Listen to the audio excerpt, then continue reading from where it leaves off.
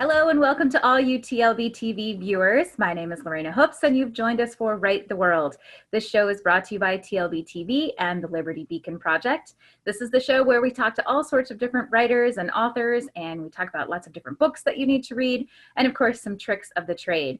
And our guest today you may recognize because he's visited us before, but this is Phil Burrows. How are you doing, Phil? I'm fine, thank you. And yourself, Lorena? I'm doing very well. It's I'm battling a back issue, which has been just destructive for the last month or so. But other than that, I'm doing well. Oh, excellent.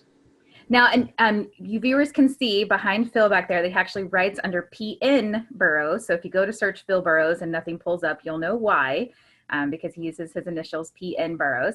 And the reason that he's joining us today is because you've got some new books coming out. I have. I've got two coming out in November. The third part of my series, Mineran Assault, but I'm sure I got the right name. Mineran Assault is coming out at the end of the month. It's a 5-part series. This is the third one. I'm a third of the way through book 4 already, so I'm doing quite well. And I've given myself a task of finishing the series within 12 months now. Because I have another series I want to do after this one about a wizard. So it's keep writing, it's good. But the exciting one and controversial to some people is this one. I was asked by a lesbian friend of mine to write a book that normalizes same-sex parents. So this book is about a little girl, 6 years old. She has 2 mums, lives with her mums and a grandma, and it's just a nice little story, but it normalizes. It doesn't talk about the parents being same-sex. It just is a matter of fact. That's what it is, and that's how it is in life. Yeah, it's so crazy. We all of our family structures now are so very different. You've got kids who come from 1-parent households and 2-parent households and 3-parent households, and same-sex parents and heterosex parents. And so I think that's really cool that you have. It doesn't make a big deal out of it, but it's just like, this is what it is for some kids. And I think that's okay. And I think kids need to know that that's okay, because sometimes they feel like that's not okay and they're not normal. And I think that it's important that everybody realizes that, wherever you're coming from, it's okay. Absolutely. And the other thing I have done with this one, I've tried to tick as many boxes with this book as humanly possible. I've made it multiracial, because we are, it's a multicultural society. And what I noticed when I studied the children's books, they're all white. Yeah. They're written by white people, and all the characters are white. So in the book, one mummy is, I don't know if you can see that very well, one mummy is white, one mummy is of an ethnic origin. I'm not stating which origin, because then more people will be able to sort of associate with the colour of the skin. So it's a multi-ethnic book. A lot of the friends are in the book are from different countries. So you've got the cultures coming through. I've really tried to tick as many. And I've used a dyslexic font. Oh, that's awesome. It wasn't a cheap font, but it was a lot of fonts for children, I noticed. They used ordinary typeset A's. I don't know if you can look at a screen and see what typeset A. You've got a loop at the top of the A, where when you're teaching children to write, they have a little bar at the side and a little tail, but they don't have a loop at the top. So a lot of children, about 3, 4, 5, when they're trying to learn to read, they think it's an E that's been turned over.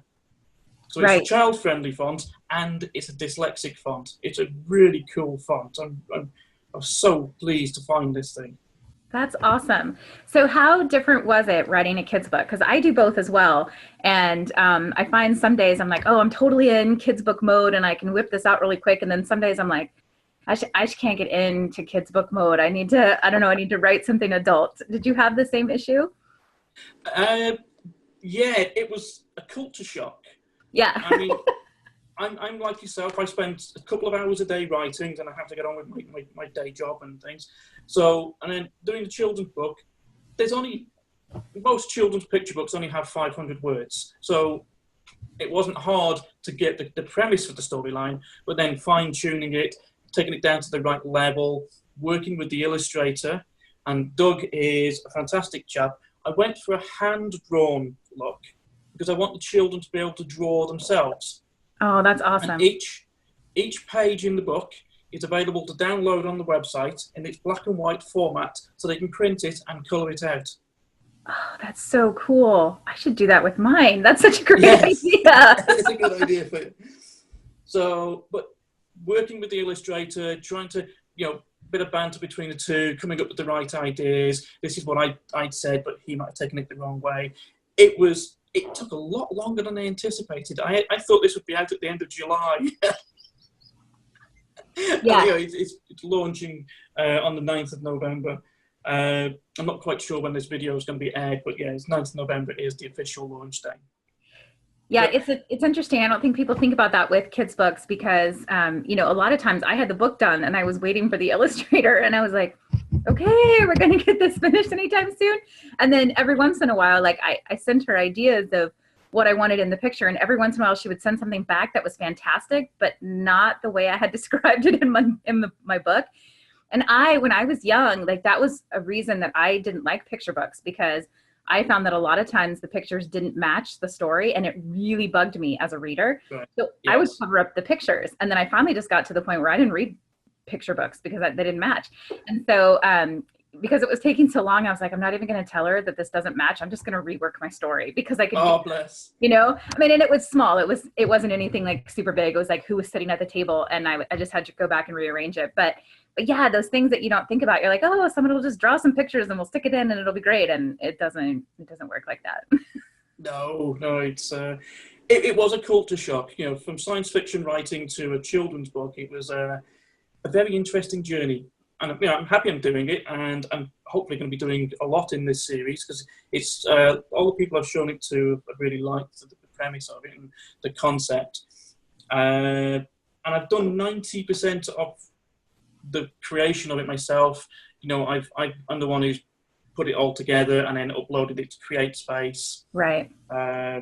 So that was an interesting thing as well, because I don't know if you do that, but the formatting of it, and then it always gets wiggled around. Yeah, and when I started, I didn't have as much trouble with CreateSpace because it would take my Word documents, but I had a real hard time with Amazon. And I ended up having to use their specific Kindle kids book creator Right. and do it that way, because otherwise it wouldn't format correctly. I would have like weird hanging lines and I was like, what is going on? And so I had the same problem with my first book, that I ended up having to delay the launch because I had everything ready, but I couldn't figure out how to put it on Amazon and make it look right. And it took me a couple of days of trial and error before I remembered the Kindle kids book creator. And then it was super easy, but I had to actually like remember that. And then my second book took so long that I had forgotten what I used for the first book. And I was like, I know I made this work. How did I make this work? So I had another couple of days of trying to remember how I did it. So yeah, it's definitely different. It's a different formatting beast. Yeah, absolutely. I mean, a lot of the people I work with, because I sort of am in the sort of book industry now, they use InDesign when they're designing their children's books. I haven't got InDesign and I can't afford InDesign. So, anyone who's doing it themselves, I use Word, but then I have a special, you print to PDF, but I have a special little program, but it allows you to print to PDF at 300 DPI for CreateSpace. Nice. Because ordinarily the Windows one doesn't do it at the right DPI, right? And it alters the pictures and stuff. But there's a free little program out there which does it at 300 DPI. So in Word, it was really easy. That's awesome. You're gonna have to share that with me, because when I switched to illustrators, I was like, okay, I need these pictures in 300 DPI, and thankfully she was able to do that. But I had a couple in my first couple of books that they were like, this picture isn't 300 DPI, and they came out fine when they printed. But I like to make sure that they're all at that level. Yeah, absolutely.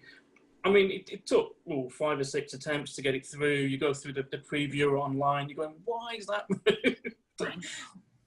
I know, and I still had a couple of things with Word when I did it, because I used Word on mine too, where it wouldn't let me like take out a space, and so I still had a couple of like blank things at the end of a page, and I was like, I don't know, it won't let me do it. But it was weird. It was definitely a learning curve, and I didn't realize it would be so challenging. Oh, absolutely. I mean, Word's such a massive program anyway. Most of us only scratch the surface of it in everyday usage. And I use a Mac, so Mac Word is different to Microsoft, to the Windows version of Word. It's not as powerful. It doesn't have all the features, so I have to keep firing up my really old PC when I want to edit these things because it's just easier in a proper Windows version of Word. Right, absolutely, absolutely. But you have more planned for this series, right? So we're going to get to see some more. Yes, yes. I'm not going to get the game away too soon, but we've got 3 or 4 different storylines sort of in our heads Nice. that we're going to do. More multicultural, bringing in disabilities. They'll have friends with 2 dads.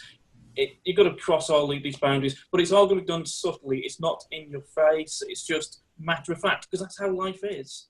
Right.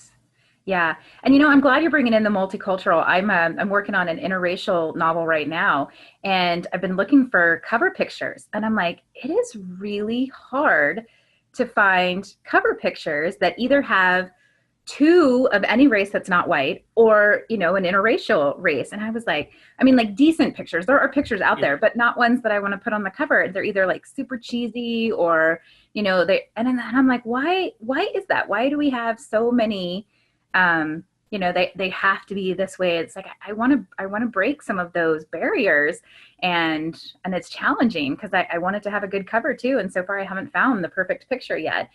So I haven't started doing the cover, but I'm hoping the book will come out in January. That's my goal, if I can get some time to write it. Right. Oh gosh, that's a short time frame. Yeah, it is. But I have people like knocking on my on my email Right. now. They're like, when is the next book coming out? I literally had a reader email me on a Monday and said, when is the next book in the series coming out? And I said, well, it releases on Friday. And she was like, no, I already read that because I'm on your ARC team. I need the next one. And I was like, Oh, yeah, you're going to have to wait a little bit. Real life gets in the way and I don't get to write full time yet. One of these days, maybe. yeah, absolutely. That's good. So, how many books have you got now? So I have 5 adult books out now and 3 kids books. Right. I'm working on the 4th in the kids series, but I haven't quite figured out where it's going yet. And then I have a Kindle World novella that's coming out on the 15th of November. And that was interesting. Have you ever written for a Kindle World? No, no. Yeah, so they create it based on one author's story, and so you all have to use the same setting. And there is a list of stock characters that you can use, but then you create your own characters. But this world is actually the second launch, and so there were all these other places that got created in the first launch that I can't use. And so I'm like, I need my character to stay at like the bed and breakfast. So they're like, oh, you can't use the bed and breakfast because that's not stock. And so I was like, where do I make my character stay? Like, it's a small town. Where is he gonna stay? And so it was really challenging. There were certain things that I couldn't do, and certain things that I had to use. And the main author writes very differently than I do. She's not quite as descriptive, and so like I couldn't describe some of the characters because she had never described them, and I didn't Oh, know like what they looked like, and so all I could use was their names, and that was real foreign to me too, because I always like to give a little description with my characters. yeah. And so it was definitely a challenge. I thought, oh, I'll whip this out in a couple of weeks because it's just a novella, and it took me a couple of months before I really felt like happy with it. Wow. A lot of editing and stuff. So, but Challenge though, good challenge. it was a good challenge. And then I've been working with 7 other authors. We're putting together a Christmas anthology, and so that's what I've been working on now, is reworking that novella for this Christmas anthology, because that's going to come out December 1st, I believe, is our date. So, Right. and it's my first anthology. So I'm like, okay, this is fun. It's stressful, but it's fun. And Excellent. then hopefully I'll get back to the rest of the series that I have in my head that I haven't been able to put out yet. Yeah, yeah. Oh, it's finding time. It's, how do we get time to do all the things in our heads? Yeah, it's crazy. I know it's, I sometimes I have to just write stuff down because I know it's like there. And if I don't write it down, I'm going to forget about it. But it just circles in my head. And I'm like, I really need time to write this all down, but I can't do it because I'm only one person and I have 3 small children and a full-time job. And I got cast in a play, and I was like, what did I do to myself?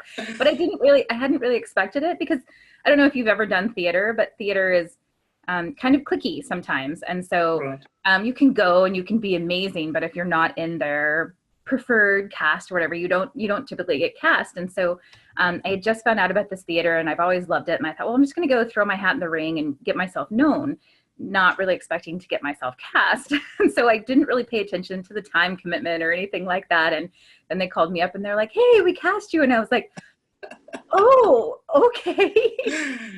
And so for the next 6 weeks, my life is crazy. And I'm like, oh my gosh, what did I do? But it'll be fun. It'll be fun. Good experience. Give me something to write about in another book. Exactly. All right. So tell us a little bit about this book 3, right? That's coming out, or is it out already? The Mineran. No, it's coming. Book 3 is coming out near the end of November. Okay. Mineran Assault. So this is the one I was still writing when I spoke to you last. Nice. It's been done for a short while now. Yeah, really great storyline. It's a bit more complicated. There's sort of 3 timelines going at the same time. So got to think a bit more about it. But the beta readers have loved it, so it's I've got high hopes for this one. So that's great. Awesome. Expanding on the characters,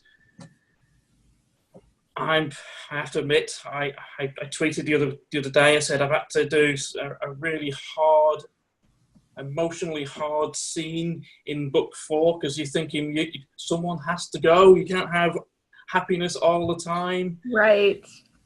So it was a real difficult scene because all these characters you've known for a year, 2 years, and one's got to go, and you go, who's going to go? Who's going to get shortlisted?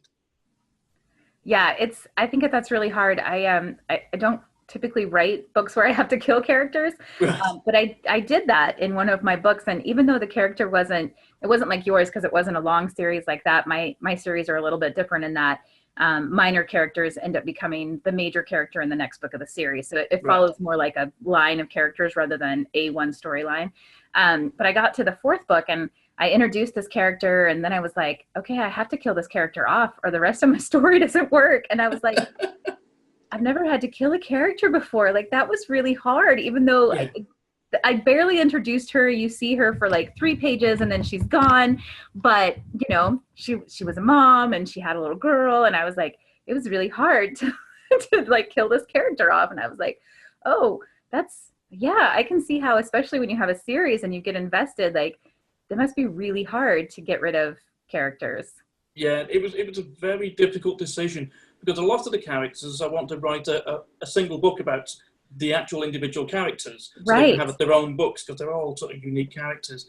And you've got to look at it on a monetarian side as well. You've got to go, well, if I kill him off, that's a book I'm going to lose. But you've got to kill the main character. It was difficult. I'm not going to say too much, but yeah, it was a very difficult decision to make, and it was very hard to write. Yeah, that's something I think people don't think about too, is that even though we have these creative licenses we can take as authors, we also still have to think about our readers and what will they really get away with? Because, like, you could write a book and maybe you're super passionate about it, but if your readers don't connect to it, then it's not going to do anything, So we have to be really careful about that as well. Like, okay, I want to do this, but I don't want to like step on toes and alienate my readers. And it's a hard line to travel sometimes. It is. I mean, even though I write science fiction, you still got to keep it within the bounds of reality. Right. Yeah. I know that sounds like it's a bit silly, but it's got to be believable, and it's got to follow how life works. Right. You can't go adding crazy stuff in that makes no sense. No. But it's great.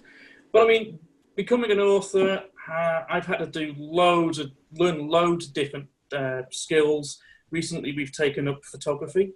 Oh, nice.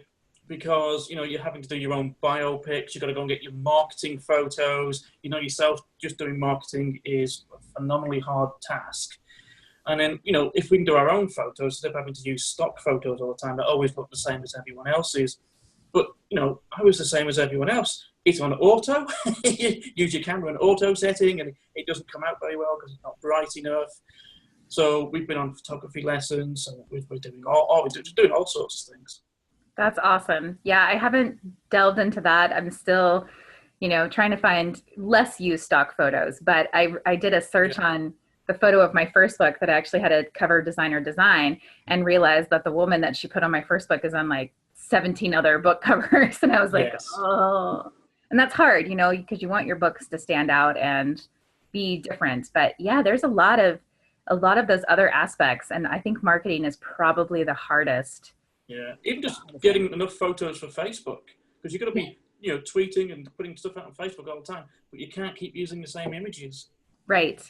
Yes, yes, that makes it super challenging because people want to see something new and different all the time. And yeah, that's a challenge. And um, it's great that there's some programs that help you once you got those pictures, like Canva. I don't know if if you use Canva. Yes, I have used it. I got Photoshop also. Yeah, and I'm not super savvy on Photoshop because I looked at it and I'm like, I don't know. I need a graphic designer to do that work for me. But yeah, once I have the photos, I can manipulate them pretty well with Canva. But getting them all is a challenge. Yeah. I mean, we've even gone to the lengths of, we bought an old typewriter, a 1930s typewriter. Oh, wow. Because we noticed on Facebook, if we tweeted a picture with a typewriter in, and because I'm an author, people shared it more. Oh, interesting. Yeah, there's a theme going on, and so what we've done, we've got an really old, manual typewriter. We picked up an old candlestick phone and all sort of retro stuff, and we're doing photos with that.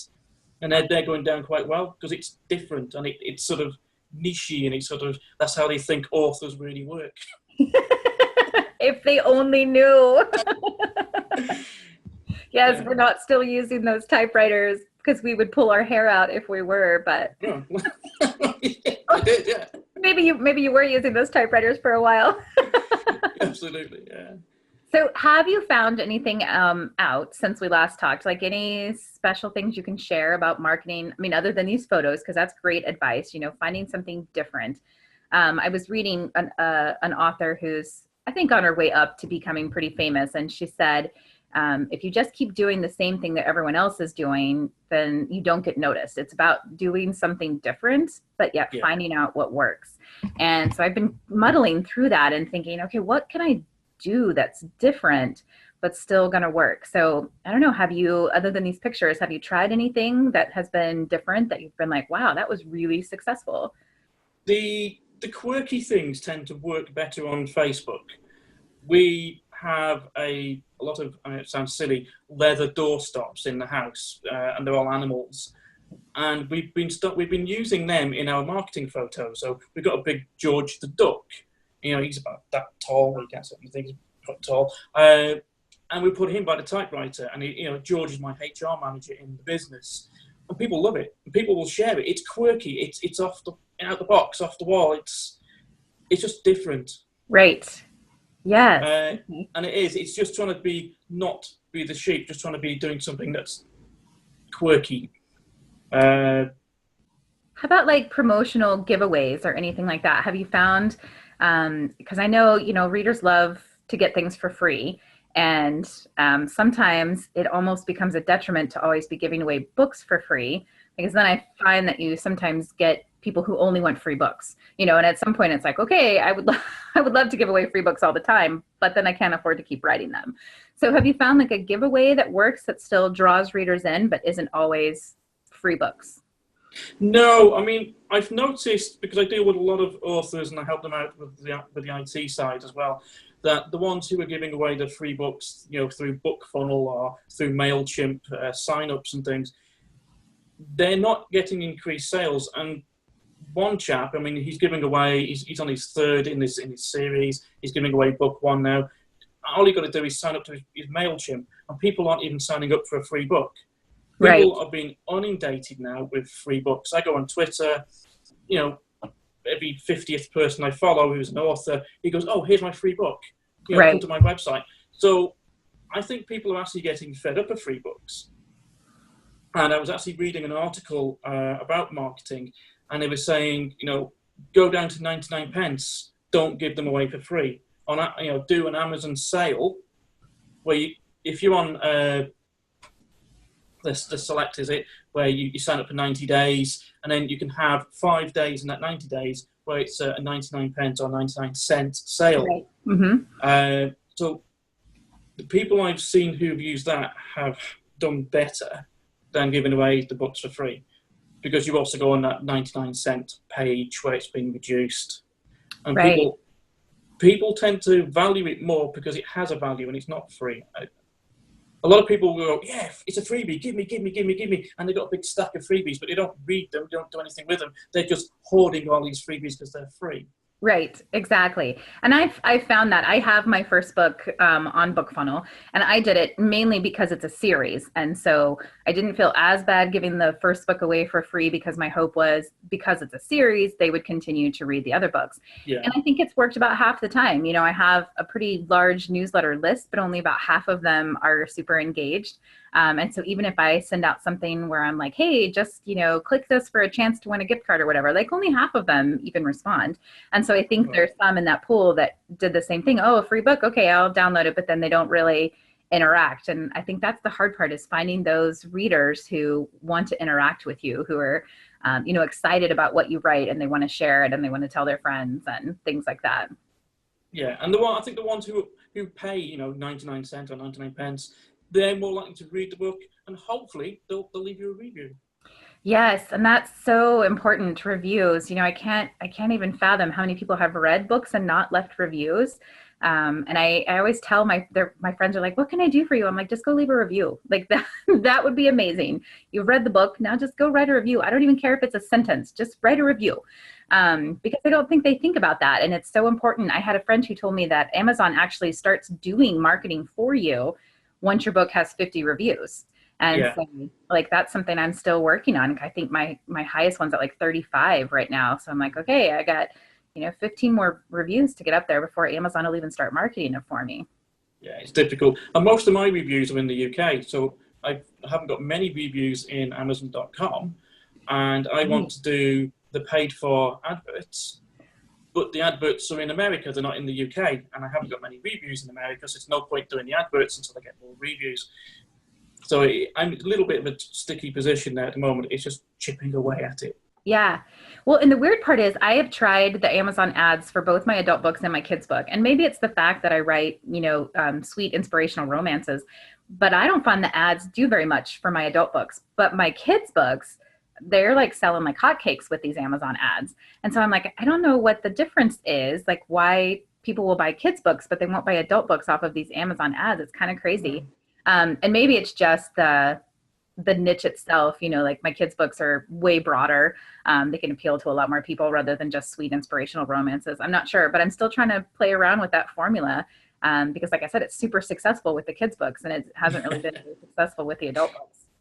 Well, I mean, I'm going to do the Emily book. I want it to release. I'm going to do an advert for that one, even though it's not got many reviews at all.